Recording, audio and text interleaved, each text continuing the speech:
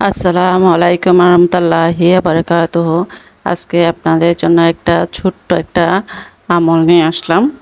আমার নবী করিম সাল্লাল্লাহু আলাইহি ওয়াসাল্লাম ইরশাদ ফরমায়েছেন, যে ব্যক্তি পুনরায় সূরা ইখলাস 10 বার পাঠ করবেন, আল্লাহ তাআলা আজ্জা ওয়া জাল তার জন্য জান্নাতের একটা মহল তৈরি করবেন। এটা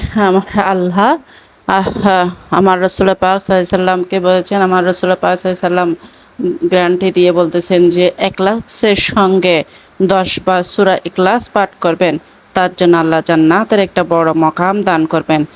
সুবহানাল্লাহ, এর চেয়ে বড় আর কি হতে পারে? ছোট্ট একটা আমল আমরা যদি করতে পারি, তাহলে আমাদের জন্য জান্নাতের একটা বড় মহল তৈরি করা হবে ইনশাআল্লাহ। আমরা সবাই আপনারা এই আমলটা করার জন্য চেষ্টা করব। আপনারাও চেষ্টা করবেন, আপনারাও আমাদের জন্য দোয়া করবেন, আমরা আপনাদের জন্য দোয়া করতেছি। আসসালামু আলাইকুম ওয়া রাহমাতুল্লাহি ওয়া বারাকাতুহু।